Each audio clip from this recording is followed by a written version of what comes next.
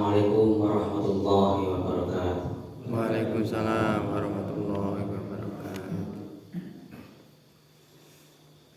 Innal hamdalillah nahmaduhu wa nasta'inuhu wa nastaghfiruh wa na'udzu billahi min shururi anfusina wa min sayyiati a'malina. May yahdihillahu fala mudilla lahu wa may yudlil fala hadiya lahu. Asyhadu an la ilaha illallah wahdahu la syarika lah wa asyhadu anna Muhammadan 'abduhu wa rasuluh. Amma ba'd. Sebelumnya marilah kita sama-sama mengucapkan rasa syukur kita kepada Allah Subhanahu wa taala atas segala nikmat, rahmat, nikmat iman, nikmat Islam, nikmat sehat, sehat jasmani, sehat rohani. Dan itu semua harus kita syukuri sehingga kita bisa bersama-sama hadir di majelis ini dalam rangka sholat subuh berjamaah. Mudah-mudahan apa yang kita laksanakan ini menjadikan amal kebaikan kita untuk menjadikan kita berkah di yaumil akhir. Allahumma amin. Shalawat serta salam semoga tetap berlimpahkan kepada junjungan kita Nabi Agung, Nabi penutup para nabi, Nabi yang telah menjadikan zaman jahiliyah, zaman kekafiran, zaman kekufuran kepada zaman seperti yang kita nikmati sekarang ini, yaitu zaman Islamnya. Dan semoga kita semua di yaumil akhir nanti akan mendapatkan syafaat dari Rasulullah Shallallahu Alaihi Wasallam. Soalnya syafaat itu penting. Rasulullah akan memberikan syafaat itu nanti kepada semua umatnya yang diakui oleh Rasulullah. Jadi setelah di akhirat nanti, setelah umat manusia dikumpulkan di hari kiamat, banyak sekali yang susah payah, banyak sekali yang sengsara, dan hanya umat Rasulullah yang akan mendapatkan syafaat dari Nabi Muhammad SAW yang diakui Nabi Muhammad. Walaupun kita mengaku-ngaku sebagai umat Nabi, tapi kalau Rasulullah tidak mengakui kita sebagai umatnya, maka kita tidak akan mendapatkan syafaat Rasulullah SAW. Jadi kepentingan bersyafaat. Dan salah satu nikmat yang harus kita syukuri juga, kita telah menjalankan sholat subuh secara berjamaah. Jamaah itu salah satu sunnah Rasulullah. Tanda-tandanya nanti yang akan mendapatkan syafaat dari Rasulullah yaitu mukanya atau wajahnya nanti dari kiamat berseri-seri karena sering kena air wudu. Satu hari satu malam itu nak dihitung-hitung ya. Kita niku wudu pinten 5 kali. Diibaratkan itu kalau orang itu mandi 5 kali satu hari, kira-kira apa aja dan berkaitan sama mana? Persen ya. Wudu gimana niku? Wudu itu bisa menggugurkan dosa seperti orang yang mandi 5 kali sehari. Jadi sekali wudu itu dosa-dosa kita gugur dari ujung jari-jari, muka kita, semuanya itu dosa-dosa kita bisa gugur karena air wudu. Dan wajib kita syukuri juga pada kesempatan ini kita mesti diberikan kekuatan oleh Allah untuk menjalankan ibadah sholat subuh pada pagi ini. Karena banyak saudara-saudara kita yang saat ini mungkin lagi sakit di rumah sakit, tidak bisa menjalankan sholat subuh berjamaah. Ada yang lagi banyak kesibukan karena pekerjaan, juga tidak bisa menjalankan sholat subuh.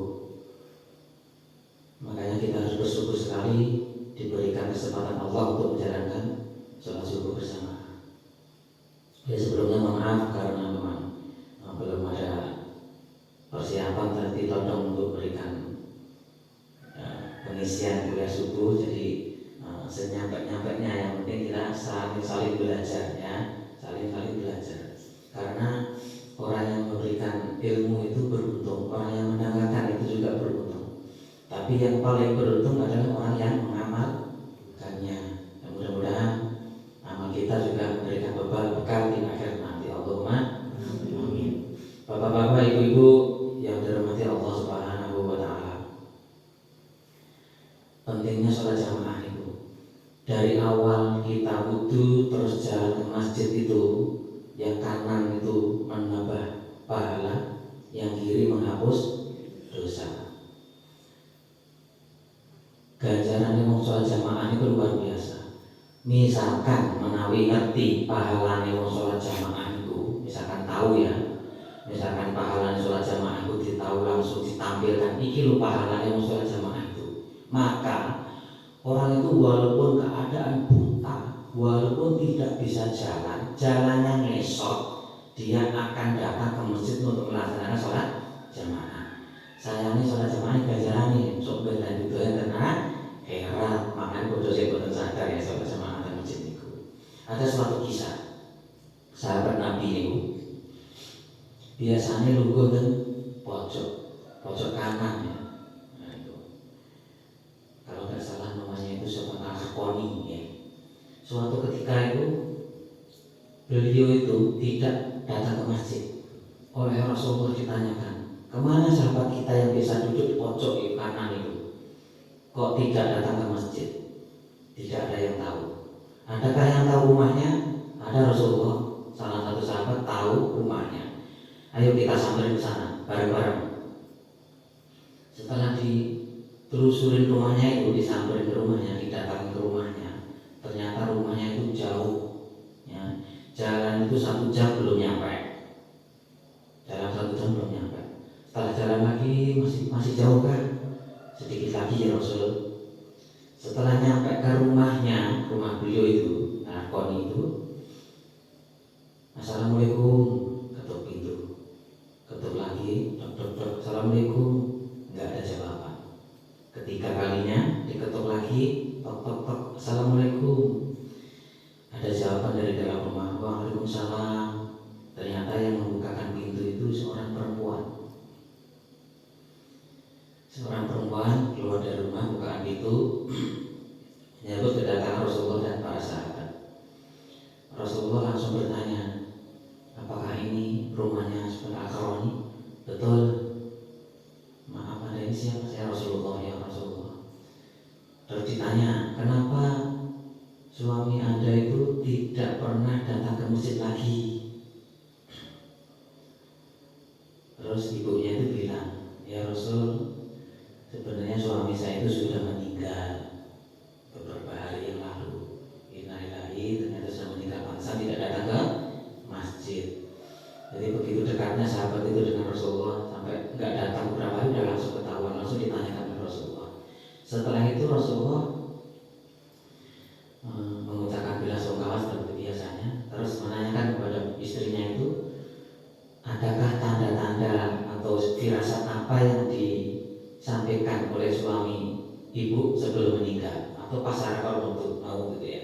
Ternyata istrinya bilang, pas sakaratul maut itu suami saya itu enggak memberikan wasiat apapun, tidak ngomong apapun, tidak pesan apapun, cuman 2 kata yang beliau ucapkan. 2 kata itu, yang pertama, ya Allah, kenapa lebih jauh lagi katanya. Kok orang luwih adoh meneh ya Allah gitu. Itu pertama. Yang kedua, kenapa tidak yang baru? Ngopo orang sing anyar wae. Nah, setelah itu Rasulullah bilang, tahukah kalian apa yang dialami oleh suami ibu? Buatan Rasulullah. Akhirnya Rasulullah menjelaskan, sebenarnya suami ibu itu setelah menjalani atau mengalami sakaratul maut itu diberikan, dibuka mata hatinya, diberikan balasan besarnya sholat berjamaah di masjid ya.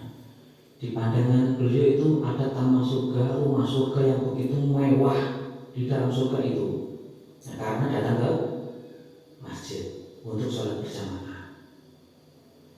Kenapa dia bilang kenapa tidak lebih jauh lagi ya, ternyata yang dihitung itu pahala jalan kakinya itu menuju ke masjid ya. Perjalanan beliau itu 1 jam, itu dia masih nyesel, kenapa ya Allah rumah saya agak lebih jauh lagi dari masjid, sehingga pahala saya untuk menjalan ke masjid itu lebih banyak lagi. Tentunya kalau perjalanan saya lebih jauh, maka besarnya rumah saya dibangunkan di surga itu akan lebih besar lagi, dan nikmat surga itu akan lebih nikmat lagi. Itu pahalanya satu. Yang kedua, kenapa beliau itu yang diucapkan kenapa tidak yang baru? Kenapa tidak yang baru? Ternyata beliau dikasih gambaran pahalanya waktu dia pulang dari masjid, ceritanya itu pulang dari masjid itu jalan kaki. Nah, bajunya beliau itu double, ya, baju yang baru itu di dalam, yang di luar baju yang biasa. Ada pengemis, orang yang nggak punya baju, tidak pakai baju di jalan itu. Ditanyain kenapa nggak pakai baju? Saya nggak punya baju. Maukah saya kasih baju saya? Oh, terima kasih sekali. Dia dikasih baju sama beliau. Baju yang di luar, yang baju biasa, yang baru di dalam. Ternyata dari amalan itu pahalanya sangat besar sekali, sehingga waktu sakaratul maut diperlihatkan besarnya ganjaran memberikan sedekah baju bekas.